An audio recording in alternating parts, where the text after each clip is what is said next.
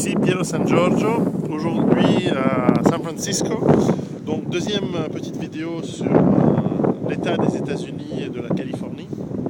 Alors vous voyez derrière moi le Golden Gate Bridge ici à San Francisco. San Francisco, petite ville pas très grande en fait, ça doit être quoi, 1,5 million d'habitants, mais surtout dans un endroit naturel, une baie naturelle absolument fantastique. En face, de l'autre côté de la baie se trouvent toutes sortes d'installations portuaires. Il y a un port ici de pêche, pas suffisant pour évidemment nourrir la population. Enfin, une ville qui est sur un lieu particulièrement intéressant et puis qui historiquement a une histoire de gros problèmes de survie, puisque le tremblement de terre de 1905, sauf erreur, je ne sais plus le nombre de morts, mais enfin a rasé la ville. Et puis vit quand même en plein sur la faille de San Andreas, donc plein dans un endroit vraiment à risque. Donc, étonnamment, ici les gens ne sont pas tellement dans l'optique de survie, même dans le cas de tremblement de terre. Ils sont les réflexes de base, c'est-à-dire bien sûr se mettre sous des tables, éviter l'effondrement des immeubles si ça devait arriver. Et puis tout le monde attend avec philosophie ce qu'ils appellent le Big One, selon eux le grand tremblement de terre qui un jour devrait toucher la Californie, mais enfin ça reste peu probable des tremblements de terre qui seraient capables de détacher une partie de la Californie du continent américain.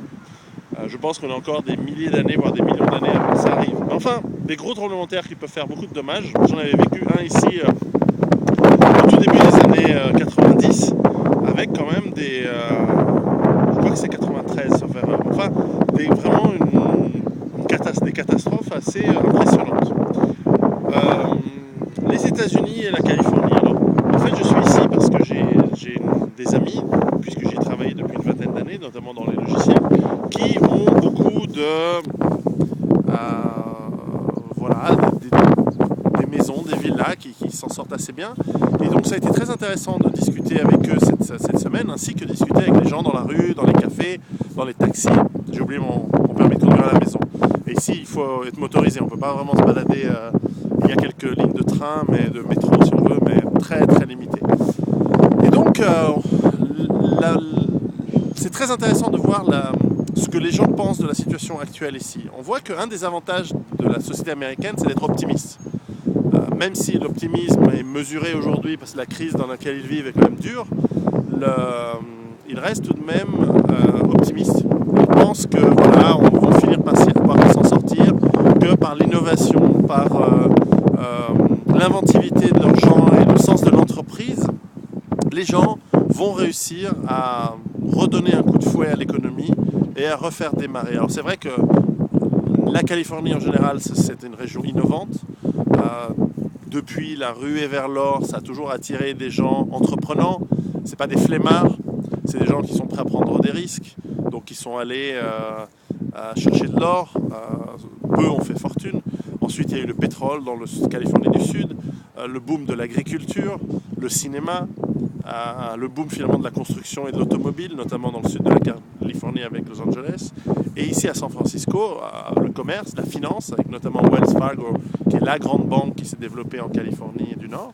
Et puis tout ce qui est Silicon Valley, c'est-à-dire depuis surtout les années 70 et une grande explosion dans les années 80-90, toute cette approche de start-up, de petites entreprises qui, d'un garage, ont démarré. Les premières dans les années 40, c'était Hewlett Packard.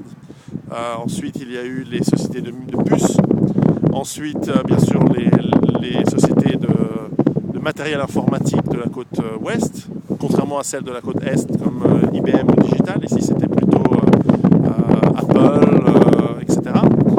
Et puis ensuite, cette vague de petites entreprises de logiciels qui sont devenues pour certaines énormes, que je connais très très bien, Oracle, ensuite beaucoup plus récemment les Yahoo, Google, maintenant Facebook, etc. Et il y a cette impression ici que de toute façon il y aura toujours des solutions technologiques, il y aura toujours de l'innovation qui va permettre de relancer l'économie et de faire en sorte que l'ensemble de la population va s'en sortir, trouver un boulot, et puis par percolation, la richesse qui est créée autour de ces pôles d'industrie et d'innovation va pouvoir transmettre à la majeure partie de la population, puisqu'il faut bien des gens qui tondent le gazon, amènent à manger, s'occupent des transports, fabriquent les maisons, les bâtiments, etc. Donc c'est vrai que ça marche bien la Californie.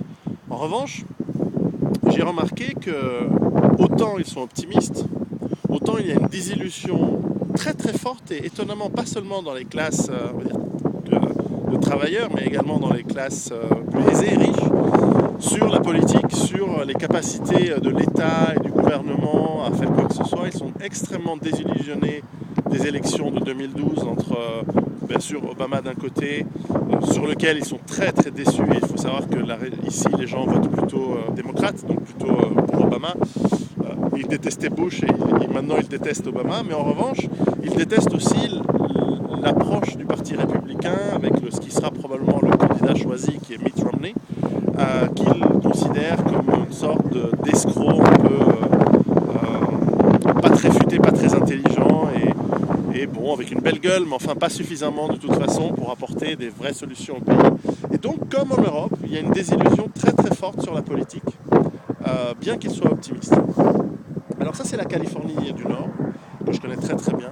Alors c'est vrai que le reste des États-Unis, de ce que j'entends en discutant avec les gens et de mes connaissances, reste quand même dans une situation bien plus pessimiste. D'une part, l'économie souffre, malgré les annonces de meilleurs chiffres qui sont en fait maquillés, avec des chiffres faux, il reste une situation économique très très dure, notamment pour les travailleurs, notamment pour le milieu des gens modestes. Et on se rend bien, et tout le monde se rend compte que la finance, le monde de la finance, en gros ce qu'ils appellent Wall Street, mais en fait ça inclut la finance aussi non américaine, c'est Londres, la City. Et ils se rendent bien compte que ce sont eux qui dominent, ce sont eux qui dirigent, ce sont eux qui décident ce qui se passe. Et en fait ils se servent, et ils utilisent l'argent public pour se servir.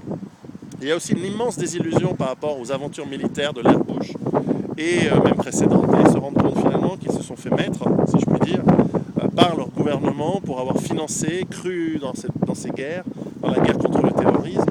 Et finalement, ils se retrouvent avec des trous dans les budgets gigantesques, finalement des budgets militaires qui ont explosé, des militaires qui ne croient plus en leur métier, en la justesse de leur cause, et qui font leur boulot parce qu'ils ont une solidarité avec leurs camarades, mais ils se rendent bien compte qu'une partie d'entre eux pète les plombs, il y a des grands suicides, et finalement leur machine militaire n'existe que pour enrichir les entreprises de production de matériel militaire et d'armement, et la finance qui tire un gros profit finalement de cette situation de guerre permanente dans laquelle sont les États-Unis depuis le 11 septembre. Et ça, l'immense majorité de la population vraiment s'en rend compte. J'ai été vraiment étonné de gens qui disent « moi je suis un patriote, j'aime mon pays, j'aime les États-Unis, mais on nous a menti, on nous a manipulés depuis une quinzaine d'années, on a été emmenés dans des guerres et finalement ils disaient moi je croyais en George Bush comme étant quelqu'un d'honnête, mais je me rends compte qu'on s'est fait avoir. J'ai voté pour Obama, mais finalement on s'est fait avoir. » Ils commencent à avoir une prise de conscience qui est plutôt tripale, qui est plutôt instinctive et non pas intellectuelle, puisque il faut quand même aussi le dire, la plupart des Américains sont vraiment abrutis, comme la plupart des Européens. Ils sont abêtis par la télévision, ils boivent de l'eau fluorée qui les rend, qui aide pas du tout l'organisme. Ils sont lobotomisés par la télévision depuis encore avant que nous autres en Europe. Et petit à petit, ce réveil se fait par instinct, il se fait par un ressenti et non pas par une logique et non pas par un raisonnement pour l'immense majorité des gens. Donc ça c'est vraiment un phénomène que j'ai remarqué qui est très différent de ce que j'ai pu connaître les 15 dernières années, où chaque fois que je venais ici, les gens, dès que vous aviez le moindre doute quant à leurs aventures militaires en Irak ou en Afghanistan ou ailleurs, tout de suite étaient agressifs et au mieux il fallait éviter la discussion parce que ça ne valait pas la peine. Alors voilà, donc ça il y a un changement dans l'économie et dans l'attitude des Américains et dans leur économie. Voilà. Prochaine vidéo, je vais essayer de parler un petit peu de la finance et de l'état financier de ce pays et des conséquences que cela peut avoir. À tout à l'heure.